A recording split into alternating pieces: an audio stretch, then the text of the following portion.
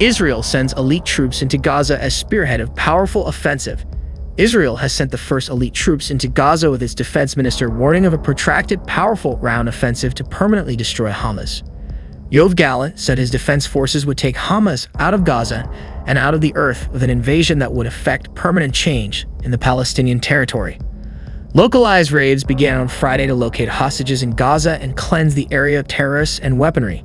The Israel Defense Force, IDF, said Israel gave 1.1 million people 24 hours to leave northern Gaza before it would begin an offensive now said to be imminent. Although no precise timings were issued, the 24-hour warning was due to expire early on Saturday morning. The IDF said on Friday night it was already engaged in an extensive attack on Gaza after it pounded more than 750 targets from the air to prepare the ground for the invasion. Hamas responded by telling civilians to stay in their homes in Gaza City, where the ground offensive will be concentrated. Some Gazans were reported to have said Hamas was trying to stop them from leaving the area. The Israeli army said its troops had collected evidence that would assist in the effort to locate hostages during Friday's commando raids into Gaza, without providing further details. Soldiers thwarted terrorist cells and infrastructure located in the area, including a Hamas cell that fired anti-tank missiles toward Israeli territory. Lloyd Austin, the U.S. Defense Secretary, expressed his country's ironclad support for Israel on a visit to the country and told the international community it was no time for neutrality, effectively telling world leaders to pick a side. Antony Blinken, the U.S. Secretary of State, who held talks with Mahmoud Abbas, the Palestinian president, in Jordan on Friday, urged Israel to avoid civilian deaths, but added, "What Israel is doing is not retaliation. Israel is defending the lives of its people." Nevertheless, the White House warned that evacuating more than 1 million people from northern Gaza in 24 hours was a tall order in such a dense urban environment. The United Nations said such an evacuation was impossible without devastating humanitarian consequences and called on Israel to row back. One hospital was given just 2 hours to evacuate on Friday night. The Archbishop of Canterbury, the Most Rev. Justin Welby, called for a humanitarian corridor, as Rishi Sunak called on Israel to protect ordinary Palestinians. He said, "It is something I discussed with Prime Minister Netanyahu myself and underlined with what the Secretary of State from the United States and the President have said, that of course Israel should take every possible precaution to protect civilians as they exercise their rightful ability to defend themselves against attacks like this." There were chaotic scenes in Gaza as civilians fled in cars, donkey-drawn carts, or on foot, carrying bedding in plastic bags or on their backs. Hamas claimed 70 people had been killed in an Israeli airstrike as they tried to escape to the south.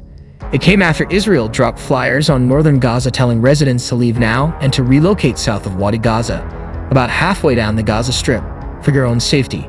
The Israel Defense Force said it planned to operate significantly within Gaza City in the coming days. It told Palestinians, "You will only be able to return to Gaza when another announcement permitting it is made." Mr. Gallant said Israel would never shoot civilians, and that was why the evacuation order was being made. He said that Hamas could not live among civilized people. The terror group responded by telling Palestinians to remain steadfast in your homes and to stand firm in the face of this disgusting psychological war waged by the occupation. Further evidence of atrocities carried out by Hamas emerged a day after the Israeli government posted a picture of a dead baby on social media that it said had been murdered by the terrorists. Other images released by the Israelis of what soldiers had found when they arrived in areas stormed by Hamas included the charred remains of infants who Israel says were murdered in cold blood. The Telegraph has obtained what it understands to be further footage shared with world leaders by Israel as it seeks to highlight the most horrific details of last weekend's slaughter. In one video, Hamas terrorists film themselves attempting to behead an Israeli man who appears to still be alive as he lies in a pool of his own blood. Evidence of rape and the mutilation of dead bodies with eye gouging also appears in the video clips.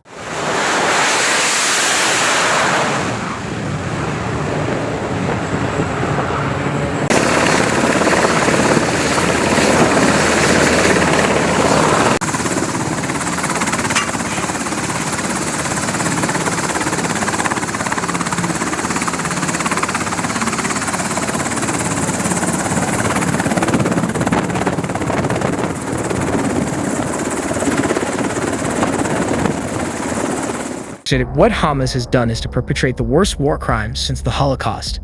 The burning of people alive, cramming people in a room, bringing spare tires from cars so there's more flames when burning them alive.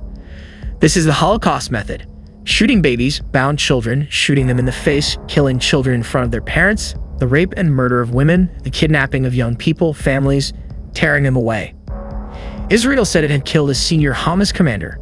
It said the unnamed commander led the terrorist group's Nukwa military unit tasked with infiltrating Israel.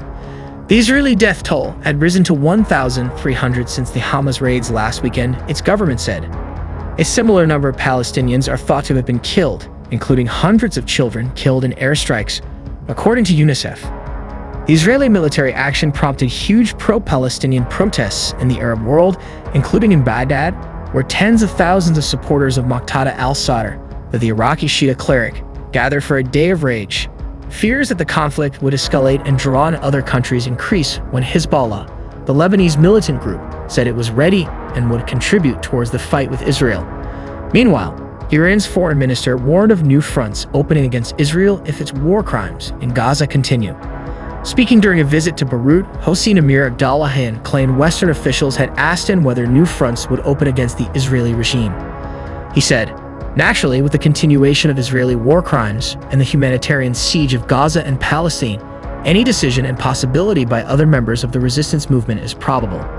Mr. Austin said, "This is no time for neutrality or false equivalence, or for excuses for the inexcusable.